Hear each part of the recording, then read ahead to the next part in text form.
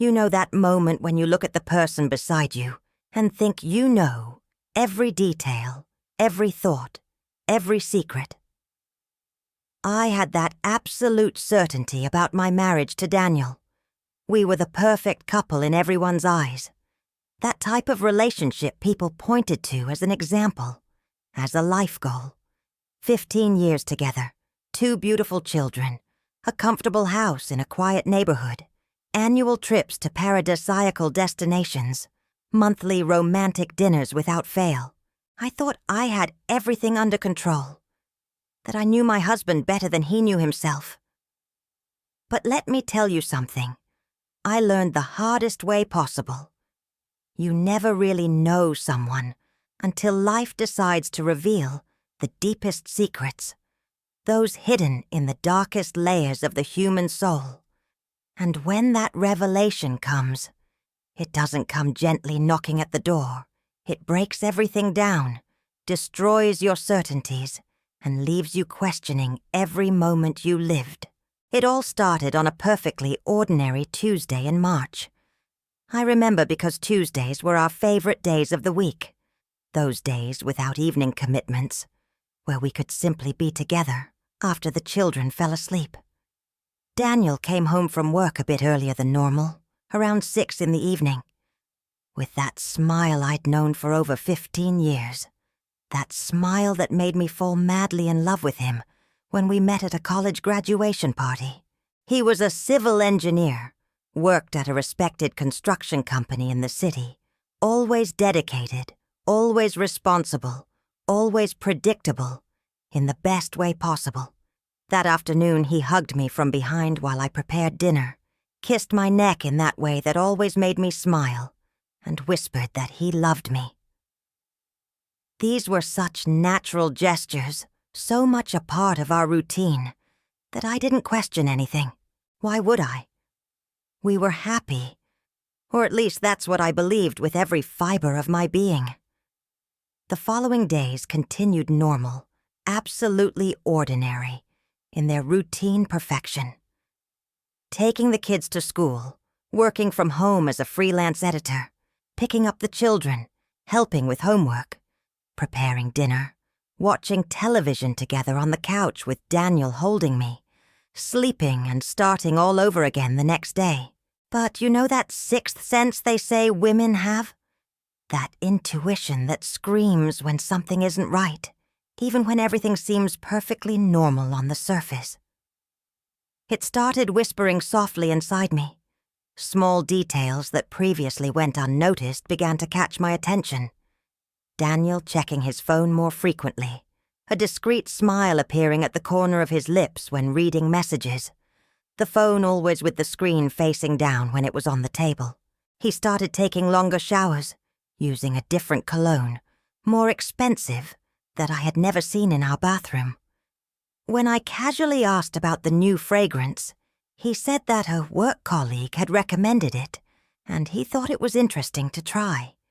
It made sense, didn't it? Men also like to take care of themselves, to try new things. I pushed away that annoying little voice in my head that insisted on saying something was wrong. But intuition is like a weed. The more you try to pull it out, the stronger it grows. I began to observe more carefully, not obsessively, at least that's what I told myself, but with renewed attention to details. Daniel started working late more frequently. Important projects that required his presence at the office, meetings with clients that extended into the night, last-minute trips to visit construction sites in neighboring cities. Everything had perfectly logical explanations.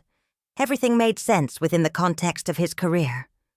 But there was something in the way he avoided my gaze when explaining his delays. Something in the almost imperceptible tension in his shoulders when I asked for details about his day. I started feeling guilty for doubting him, for allowing dark thoughts to invade my mind. After all, Daniel never gave me real reasons to be suspicious. He was attentive, affectionate with the children, financially responsible, present when he was home. I was being paranoid, That's what I repeated to myself every night before sleeping. Then came that Friday that would change everything forever. Daniel had a work trip planned for the weekend, something about inspecting a large construction project in a city 3 hours away. He would leave Friday afternoon and return Sunday night. It wasn't uncommon. He made these trips occasionally, and I was already used to spending weekends alone with the children. But this time, something inside me wouldn't calm down. That intuition was screaming now, no longer whispering.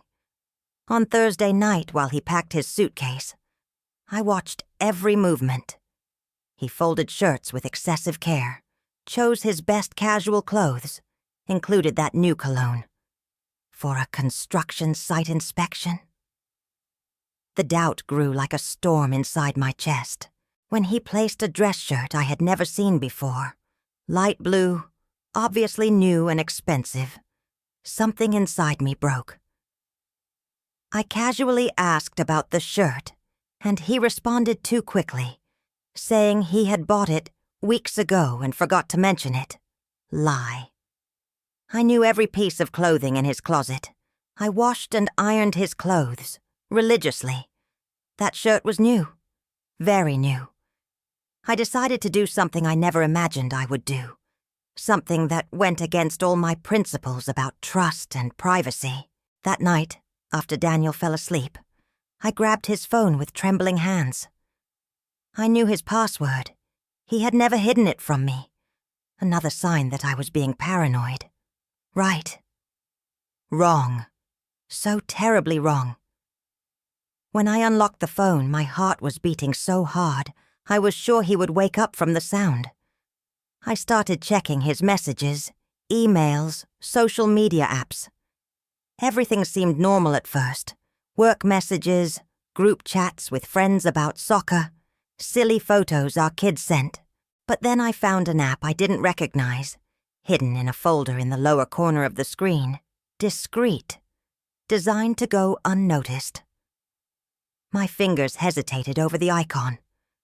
Part of me wanted to stop there, turn back, preserve the illusion of happiness we had built. But the truth is, like an irresistible magnet when you're so close to it. I clicked. The app opened to a message conversation. At the top of the screen was a female name, Sarah. My stomach dropped. I started scrolling through the messages, and each word I read was like a stab directly to the heart. "Can't wait to see you this weekend," she had written the night before. "Already counting the days since we last saw each other." Daniel's response made me nauseous. "Me too, my love. This time we have the whole weekend just for us." I told her it's work. Her. I was her. No longer his love. No longer his wife by name.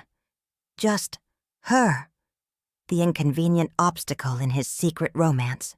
I continued reading, silent tears streaming down my face, each message revealing an elaborate relationship, planned, deliberate.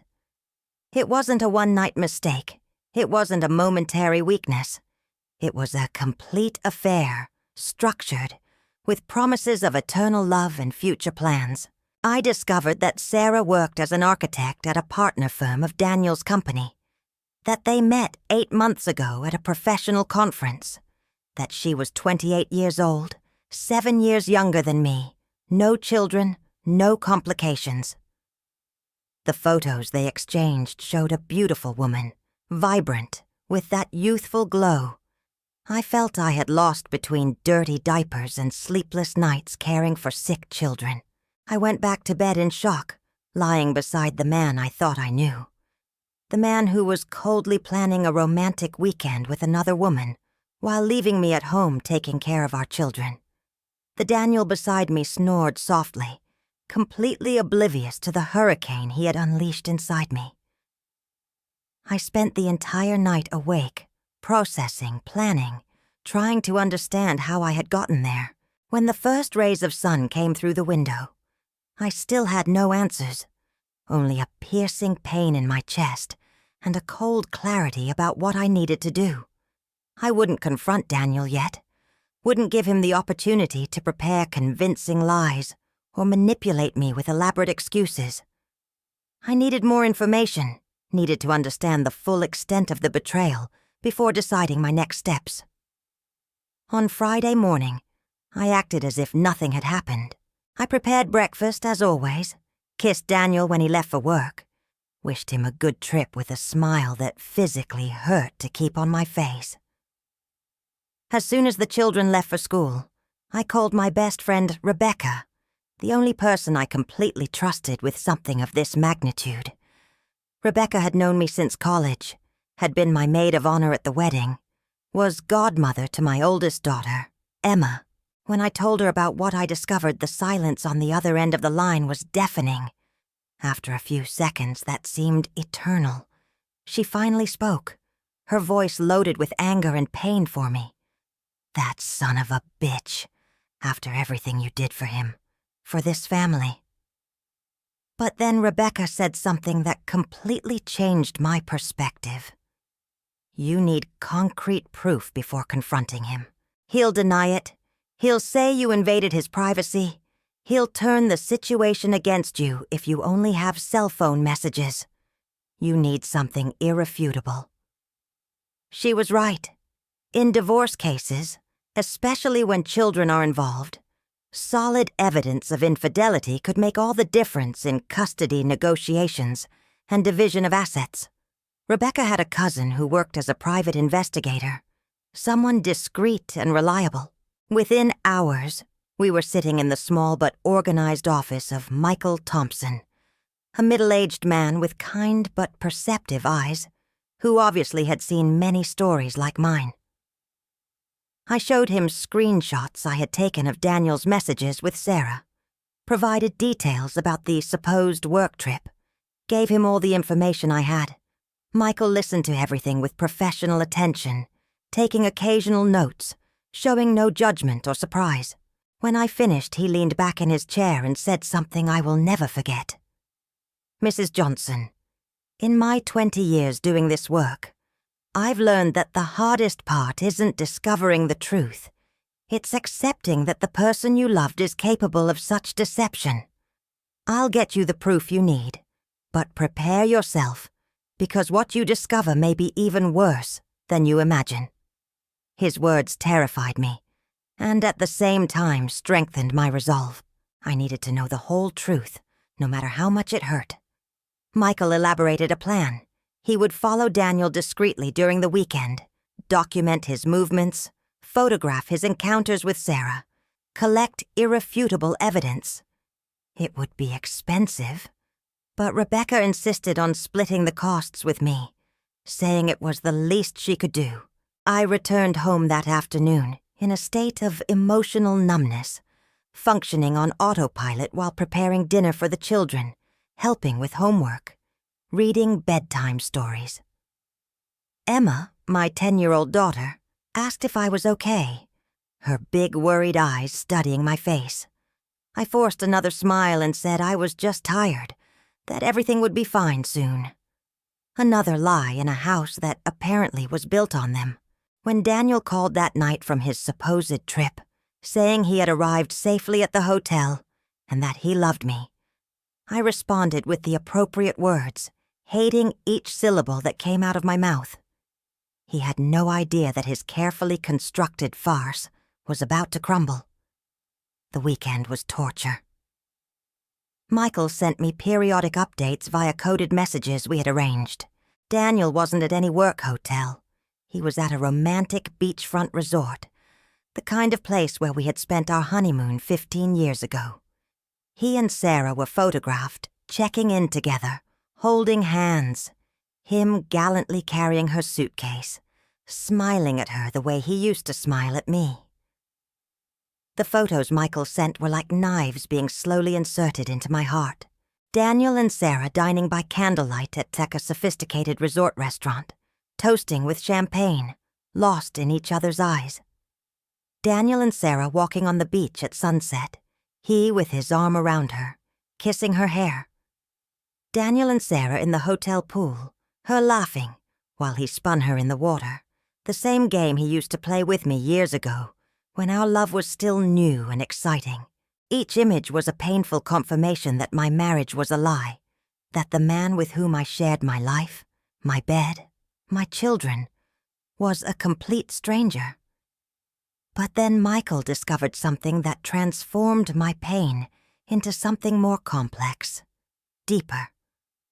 On Saturday night while they were dining, Daniel and Sarah were photographed in a serious conversation, their faces grave. Michael, with long-range surveillance equipment, managed to capture fragments of the conversation through professional lip reading. What he discovered left me completely frozen.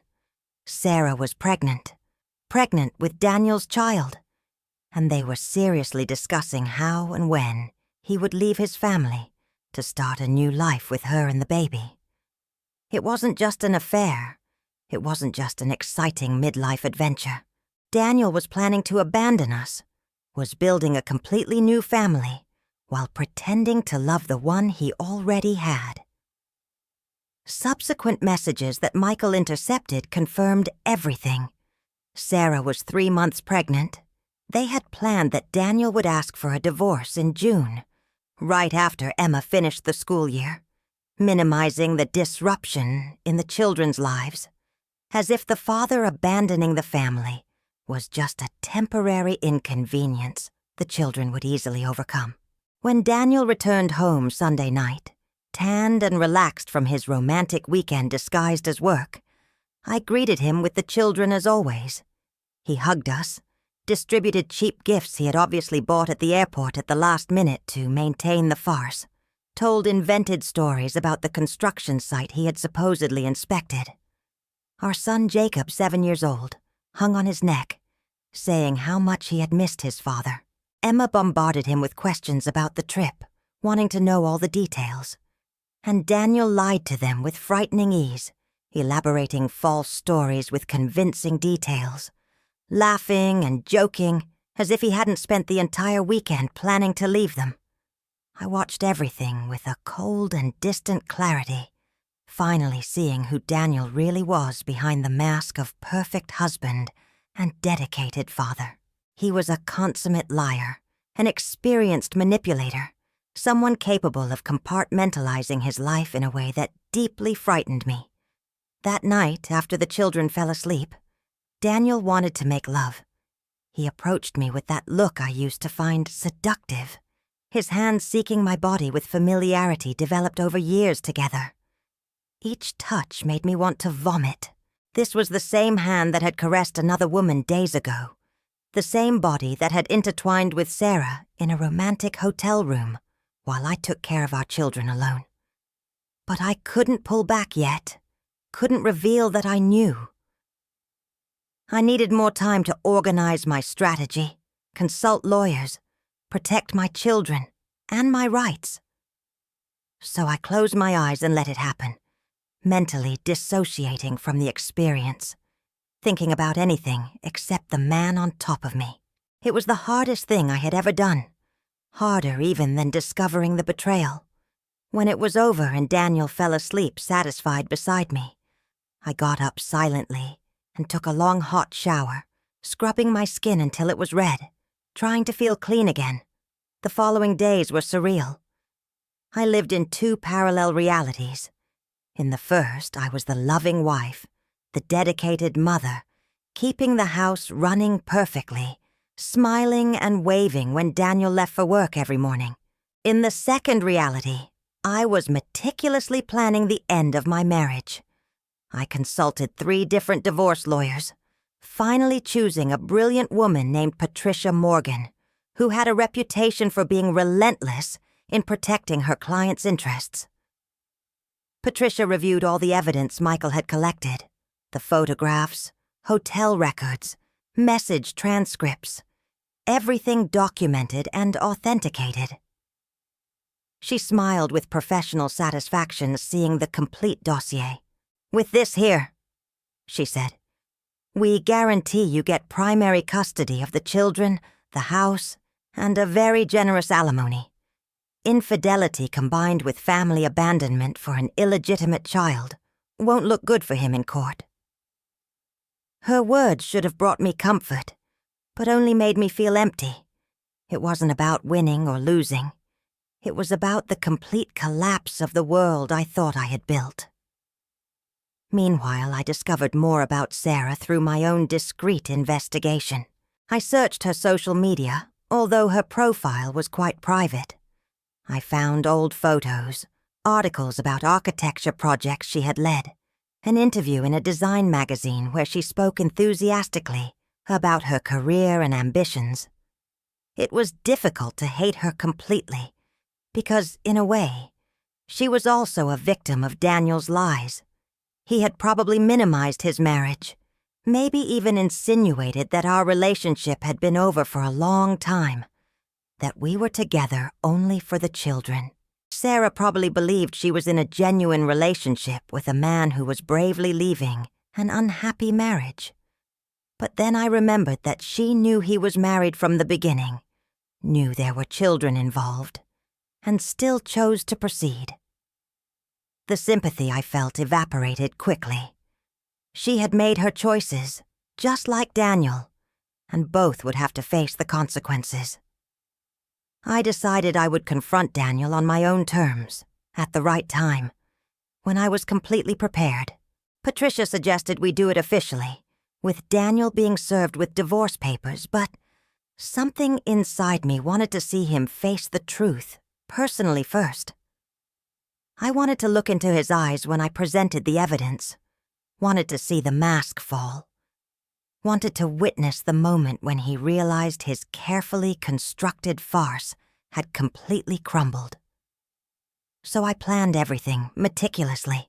I arranged for the children to spend a night at Rebecca's house, telling them that Mommy and Daddy needed an adult conversation night. Emma looked at me suspiciously. She was always too perceptive for her own peace of mind, but didn't ask questions. I prepared a special dinner at home, put candles on the table, created the illusion of a romantic evening. When Daniel came home and saw the setup, his face lit up with that smile I used to love. "What a wonderful surprise," he said, kissing my cheek. "To what do I owe this honor?" I smiled coldly. "I just thought we needed to talk," I replied. "Everything is ready." During dinner, I kept the conversation light, casual, asking about his day, his projects, his future plans. Daniel spoke animatedly about a new contract his company had secured, about a possible promotion on the horizon, about his ideas for a family trip during the next summer vacation. Each word was like hearing a stranger speaking, someone I didn't know at all. When we finished eating, I served wine, something expensive we had saved for special occasions. Daniel commented on the sophisticated choice, joked that I was outdoing myself with the romantic evening. "I'm trying to make this night memorable," I said, and it wasn't a lie. It would be a night neither of us would forget. After we finished dessert, I suggested we move to the living room. Daniel followed me, relaxed by the wine and pleasant atmosphere, completely unsuspecting of what was coming. I sat in an armchair facing the sofa where he settled, deliberately creating physical distance between us. "Daniel," I began, my voice surprisingly calm considering the emotional hurricane inside me. "Do you love me?" He seemed confused by the question. "Of course I love you," he responded automatically. "You're my wife, the mother of my children. Why would you ask that?" I leaned forward, maintaining direct eye contact. "Then tell me the truth about your work trip last weekend." I saw the instant change in his expression, the momentary flash of panic, before he recomposed his facial features. "What do you mean?" "I already told you everything about the trip. It was to inspect the project in—" I raised my hand, interrupting him. "Don't lie to me. Not anymore. I know about Sarah. I know about the beachfront resort. I know about the baby." The silence that followed was absolute. The color drained from Daniel's face, replaced by a sickly pallor. His lips moved, but no sound came out. I watched his brain work furiously, searching for an explanation, an excuse, a way out. But there was none, and some part of him knew it. How? He finally managed to speak, his voice a hoarse whisper. How did you find out? I laughed without humor. Really? That's your first question? Not, I'm sorry, not, I can explain, but how did you find out? I stood up and walked to a drawer where I had hidden the thick envelope Michael had given me. I threw it in Daniel's lap. Go ahead, open it. With visibly trembling hands, he opened the envelope and began leafing through the photographs. I saw each emotion pass across his face. Denial, shock, fear, and finally resignation. There were dozens of photos, each one more damning than the last. Daniel and Sarah at the resort, Daniel and Sarah on the beach, Daniel and Sarah dining romantically, printed transcripts of their text messages, hotel records, restaurant reservation receipts. Everything meticulously documented, irrefutable, devastating. When he finished reviewing everything, he simply dropped the envelope on the floor, its contents spreading around his feet like accusatory evidence. How long? I asked, although I knew the answer. 8 months, he replied quietly. It started at a professional conference. I didn't plan it. It just happened. It just happened? I repeated, my voice rising for the first time. An 8-month affair doesn't just happen, Daniel. Every message you sent, each lie you told, every time you looked me in the eyes and said you loved me while planning to be with her, those were choices, deliberate and conscious choices you made repeatedly. Daniel buried his face in his hands. I'm sorry. God, I'm so sorry. I never wanted to hurt you. I really do love you. You have to believe that. You love me? I practically screamed now. You're expecting a child with another woman. You were planning to leave us in June. Don't insult me with your empty declarations of love. If you loved me, if you loved our children, none of this would have happened. He tried to approach me, but I recoiled sharply. Don't touch me. Never touch me again. Daniel stopped, his arms falling helplessly to his sides. Please, can we talk about this? I can explain. We can work this out. Think of the children. Think of the children? I cut him off furiously. You should have thought of them before you stuck your tongue down Sarah's throat.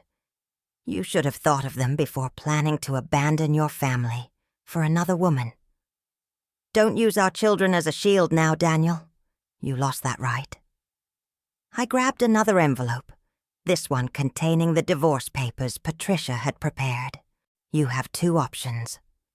You can sign these papers now, agree to the terms I've established, which are extremely generous, considering I could completely destroy you in court with this evidence.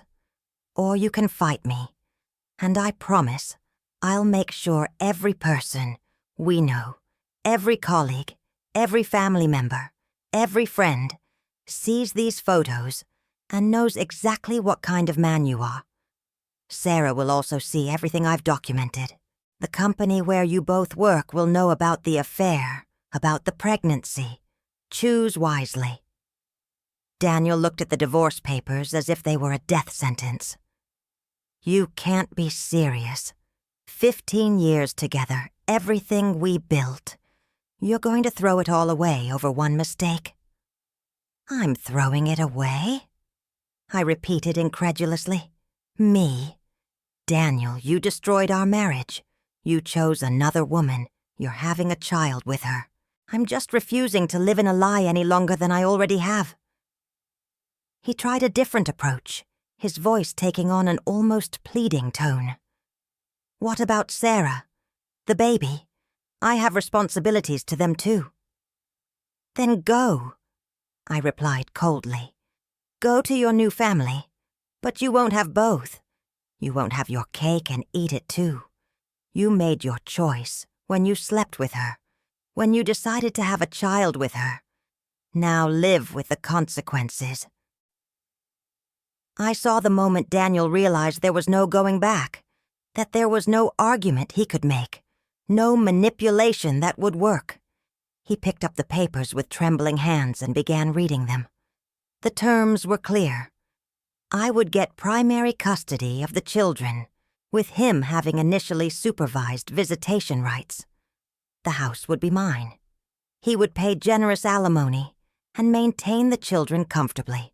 We would divide other assets relatively equitably, but I would get the larger share as compensation for the emotional trauma and disruption to the children's lives. "This is a lot," he murmured, but took the pen I offered. "You're taking almost everything." "Not everything," I corrected. "I'm taking what is owed to me after 15 years building a life with you, taking care of our children, supporting your career while sacrificing my own. You'll still have enough to start your new life with Sarah. It's more than you deserve." Daniel signed each page slowly, each signature seeming physically painful for him. When he finished, I took the papers from him immediately. "You can stay in the guest room tonight," I said. "Tomorrow I want you to collect your things and leave. I'm going to tell the children about the divorce next week, and you'll be present for that conversation. You're going to look Emma and Jacob in the eyes and explain why their father is leaving the family. You owe them that." Daniel nodded miserably. All the fight had gone out of him. As he climbed the stairs to the guest room, I stopped him with one last question. "Daniel, just tell me one thing. When did you stop loving me? When did you decide I wasn't enough?" He turned, tears finally streaming down his face. "I never stopped loving you. That's the most confusing part of all of this. I love you. I love our children. I love the life we built. But Sarah, she made me feel alive again, young, excited. With her, I'm not just the responsible provider, the predictable husband, the busy father. I'm just Daniel, without all the obligations and expectations." His words should have made me furious, but I felt only a deep and overwhelming sadness. "So you didn't grow up?" I replied softly. "After 15 years, 2 children, a lifetime together, you're still looking for the excitement of youth instead of valuing the depth and security of what we have. What we had?" He didn't respond, just continued climbing the stairs, his shoulders curved in defeat. I stood alone in the living room, surrounded by the wreckage of my marriage, but feeling, for the first time in weeks, a strange sense of liberation. The truth, however painful it was preferable to the comfortable lie I had been living in. The following days were a blur of emotions and practical logistics. Daniel left the house as promised, renting a small apartment across town. News of the divorce spread quickly among friends and family. My mother was devastated, offering to come stay with me, but I gently declined. I needed to get through this in my own way. Daniel's parents called, initially trying to defend their son, suggesting that maybe I was being hasty, that couples go through difficult times. When I sent them some of the less explicit photos of Daniel with Sarah, their tone changed quickly. His mother called crying, apologizing for raising a son capable of such betrayal. I told her it wasn't her fault, that adults make their own choices. Rebecca was my rock during this period, showing up every day with food, wine, or simply her silent and supportive presence. She let me cry when I needed to, laugh bitterly when I could, and just exist without judgment when I couldn't do anything but that. The hardest part was telling the children Emma and Jacob deserved the age-appropriate truth, but protecting them from the sordid details. We sat them both down on a Saturday morning, Daniel and I side by side on the couch, the children in front of us on cushions on the floor. Their little faces broke my heart, so innocent, so unprepared for what we were about to say. "Children," I began, my voice trembling despite all efforts to keep it steady. "Daddy and Mommy need to talk to you about some changes that are going to happen in our family." Emma immediately tensed, her eyes widening with apprehension. Jacob, younger and not yet fully understanding the gravity, just looked curious. "Daddy and I have decided we're not going to live together anymore," I continued. "We're going to get divorced." The silence that followed was broken by Emma's sob. "Is it my fault?" she asked, tears already streaming. "I heard you fighting last week. Is it because I didn't clean my room like you asked?" My heart shattered into a million pieces. I hugged Emma tightly, Daniel doing the same with Jacob, who started crying because he saw his sister crying. "No, my love, no," I assured her. "This has nothing to do with you or Jacob.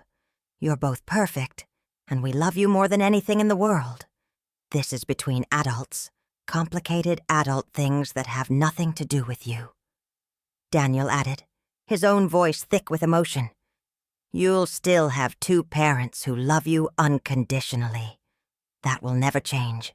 I'm just going to live in a different place, but we'll still spend a lot of time together." Emma looked directly at her father, her eyes too wise. "Did you get a girlfriend?" she asked, the question so direct that even Daniel seemed surprised. I looked at him, waiting to see how he would handle this. He took a deep breath. "Yes," he finally admitted. "I know someone, but that doesn't mean I stopped loving you, or your mother." Emma pulled away from him, her expression changing from sadness to anger. "I hate you," she said, her words cutting through the air like blades. "You ruined our family." And she ran to her room, slamming the door. Jacob, not fully understanding but feeling the tension, began crying louder. I picked him up in my arms, rocking him gently while whispering comforting words. Daniel stood up, looking lost. "Should I go talk to Emma?" he asked. "No," I replied. "Let her process. She needs space now." He nodded miserably, and after a few moments of painful hesitation, left the house. I heard his car drive away while I held Jacob, who eventually calmed down enough to ask, "Mommy, is Daddy still going to come to my soccer games?" "Yes, sweetheart," I assured him. "Daddy is still going to be there for important things. He's just not going to live here with us." It seemed to satisfy Jacob for now, his childish resilience allowing him to accept the information more easily than Emma. After he calmed down completely, I let him watch his favorite cartoons and went to knock on Emma's door. "Honey, can I come in?" I asked gently. "Go away," came the muffled response. "Emma, please. I know you're angry, and you have every right to be, but I need you to know some things." Silence. Then, "Okay, you can come in." I found Emma lying face down on the bed, hugging her favorite teddy bear she'd had since she was a baby. I sat on the edge of the bed, gently stroking her back. "What are you feeling?" I asked. "Everything," she replied, her voice muffled by the pillow. "I'm angry at Daddy. I'm sad because our family's ending. I'm scared of what's going to happen now. I'm confused because I thought Daddy loved you." "He does love, in his own way," I replied carefully. "Sometimes adults make wrong choices that hurt people they love. It's not an excuse, but it's the truth." Emma turned to look at me. Will the other kids at school know? Will they ask me questions? I hadn't thought about that, but she was right. Children talk, gossip, ask cruel questions without understanding the impact. "Probably," I admitted. But you don't have to answer anything you don't want to. If someone asks, you can simply say your parents are getting divorced and it's none of their business." Emma nodded slowly. "Okay. Mom, will we still have enough money? My friend Olivia, her parents got divorced and she had to change schools because her mom couldn't afford it anymore." My heart tightened. 10 years old and already worried about finances. "Yes, honey. We're going to be fine. I promise." The weeks that followed established a new and strange normalcy. Daniel began his supervised visits with the children, taking them on outings, to the movies, to restaurants. Emma went reluctantly, maintaining an evident emotional distance from her father. Jacob, more easily forgiving or perhaps just too young to fully understand, interacted more naturally. I used these periods alone to process my own emotions, something I had avoided doing while focusing on keeping the children and house stable. I cried a lot, more than I imagined possible. Grief isn't just about loss. It's about the 1,000 small deaths that accompany it. The death of dreams I had for our future. The death of the image I had of Daniel as an honorable man. The death of trust, not just in him, but in my own ability to read people, to truly know someone. Rebecca dragged me to therapy, and I reluctantly admitted I needed it. My therapist, Dr. Linda Chen, was a kind but direct woman who helped me process the trauma without letting me sink into it. One day, about a month after the confrontation, I received an unexpected message. It was from Sarah. My first instinct was to delete it without reading, but curiosity won. "Dear Elizabeth," it began, using my name presumptuously considering we had never met. "I know you probably don't want to hear from me, and I completely understand. But I feel I owe some explanations, even if you don't want or need them. When I met Daniel, he told me his marriage had been over for years, that you were together only for the children, that you slept in separate rooms and lived essentially separate lives. He painted a picture of a man trapped in an impossible situation, trying to do the right thing for the children, but deeply unhappy. I believed him. Now I realize I was stupid, that I should have questioned more, investigated more. But I was in love and wanted to believe the version of reality he presented. I continued reading, my anger increasing with each line. When I found out I was pregnant, Daniel was ecstatic. He talked about finally having the courage to leave a dead marriage and start a real life with me and our baby. He never mentioned he still shared a bed with you, that he still acted as a loving husband. If I had known the full truth. The message continued, but I stopped reading. What did she want? My sympathy. My forgiveness. Confirmation that Daniel was the complete villain and she was just an innocent victim deceived. I decided to respond, not for her, but for myself. I needed to say some things. "Sarah," I wrote, "you're right, I didn't want to hear from you. But since you started this conversation, I'll finish it. It doesn't matter what Daniel told you. You knew he was married. You saw photos of us on his social media, saw our children, knew he went home every night to a family.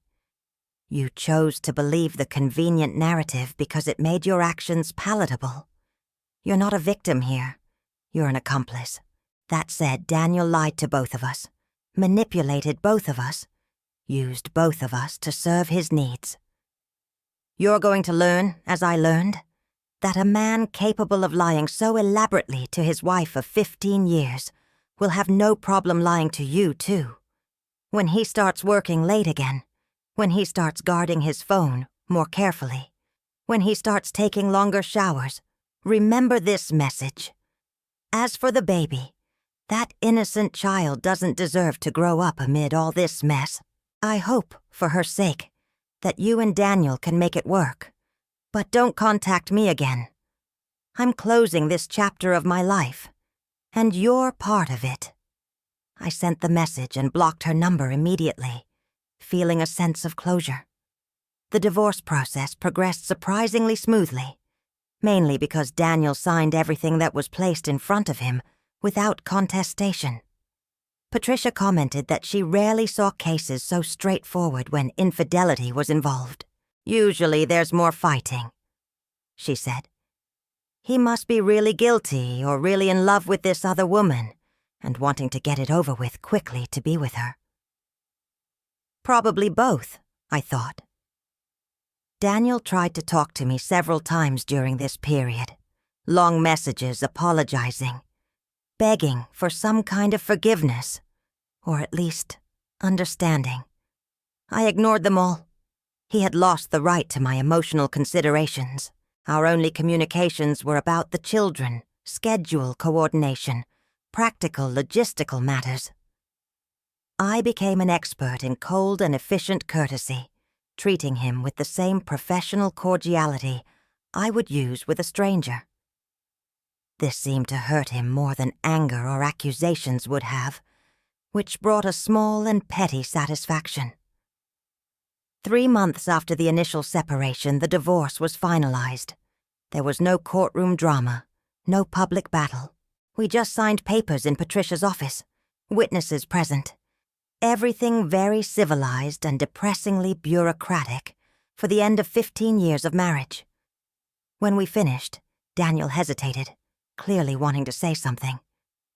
"Just go," I told him. "There's nothing more to discuss." He nodded and left. I sat in Patricia's office for a few minutes, processing that I was officially divorced, officially single for the first time in over a decade and a half. It was terrifying and liberating in equal measures. Patricia placed a gentle hand on my shoulder. "How are you feeling?" she asked. "Honestly," I replied, "I don't know. Empty, relieved, sad, furious, all at the same time." "That's normal," she assured. "Grief is a non-linear process. Be patient with yourself as you navigate it." I thanked her and left to my car, where I finally let the tears flow, cried in waves while sitting in the parking lot. I cried for the death of my marriage, for the loss of innocence, for the betrayed trust. But I also cried with relief for not having to live in the lie anymore, for having recovered my power and agency. In the following months, we focused on establishing our new life. The children adjusted better than feared, although Emma still maintained some coldness with her father. Jacob, by nature more optimistic, accepted the new normalcy with surprising resilience.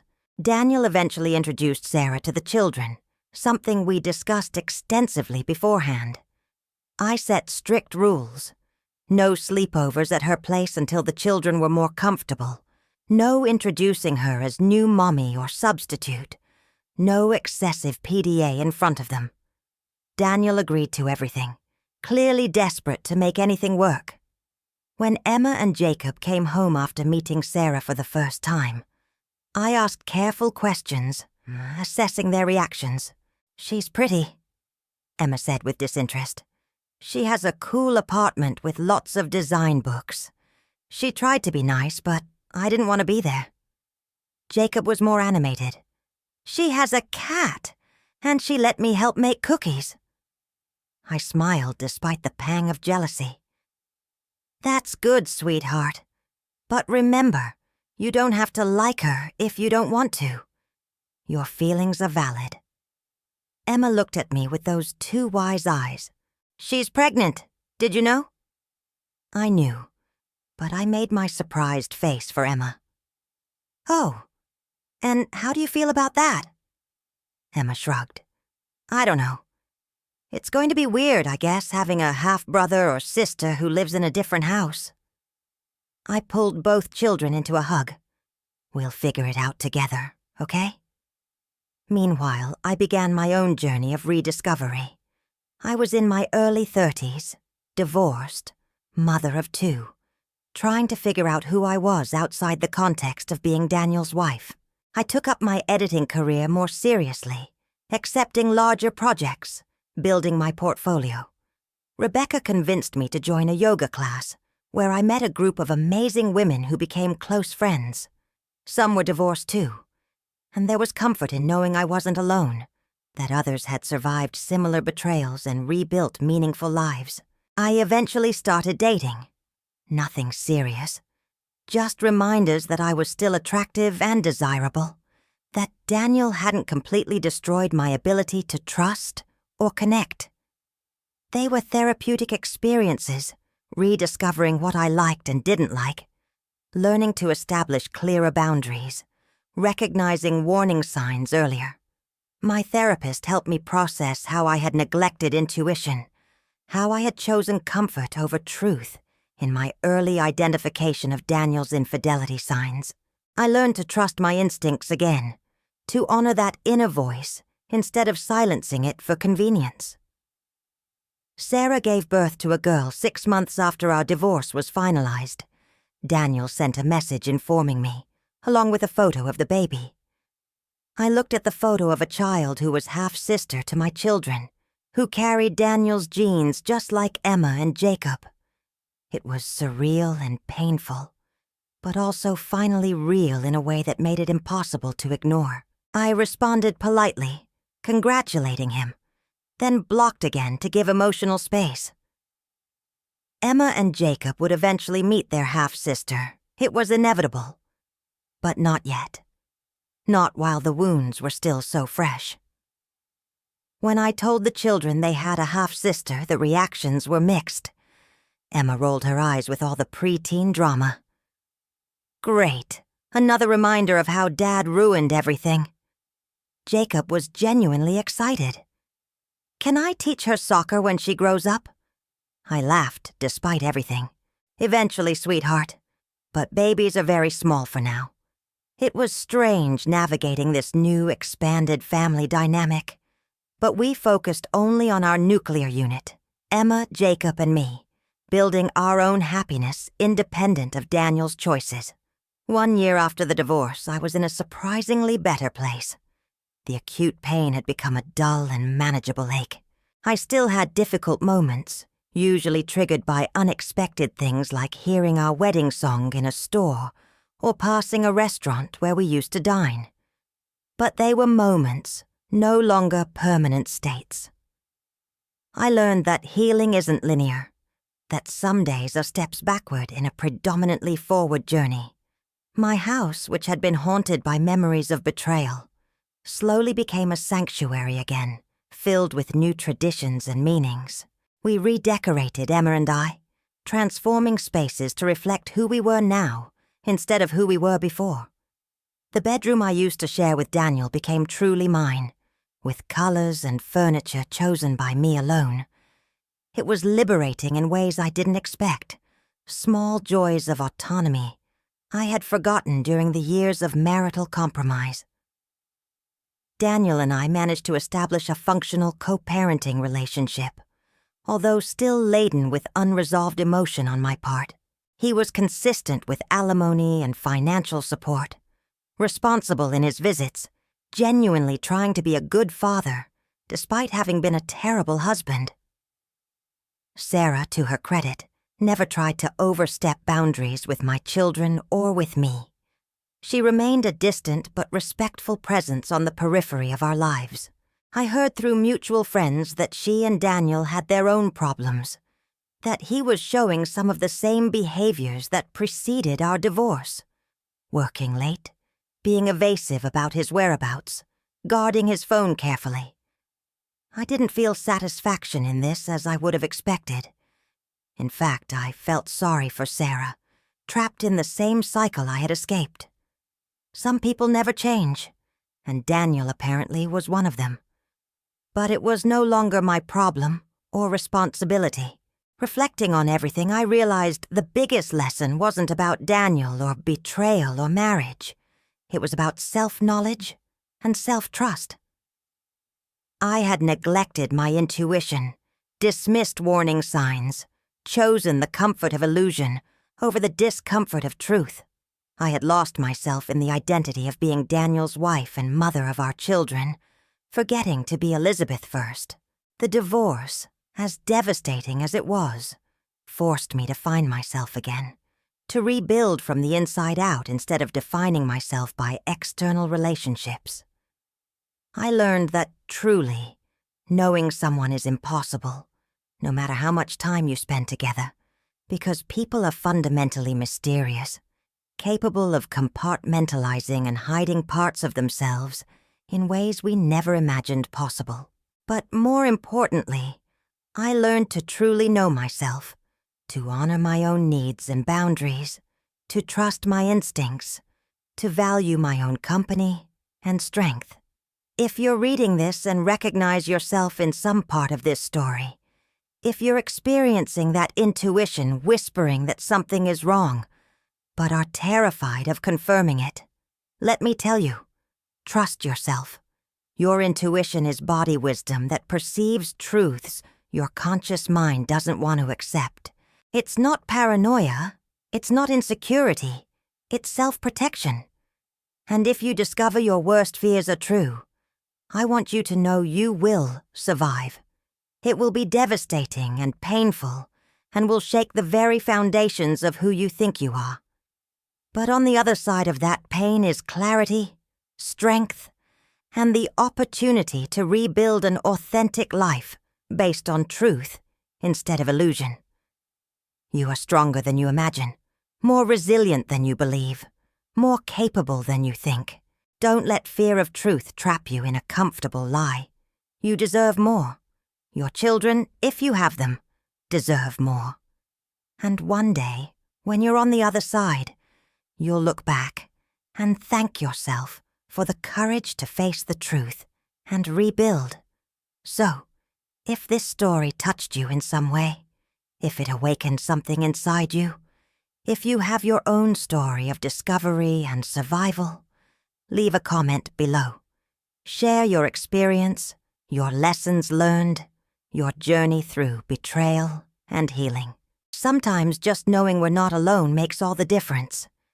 And if you're struggling right now, trapped in a marriage that feels wrong, but without courage to investigate why, or newly discovering betrayal and feeling like the world is ending, please subscribe to the channel.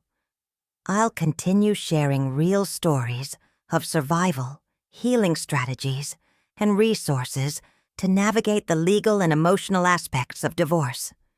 You don't have to go through this alone. And don't forget to like this video if it resonated with you, because that helps the algorithm show these stories to other people who need to hear them, who need to know that survival is possible, that rebuilding is real, that better days are ahead. You thought you knew your marriage, your story, your future. Maybe you were terribly wrong about some things, but the truth, however painful it may be, is always better than living in a lie. Always.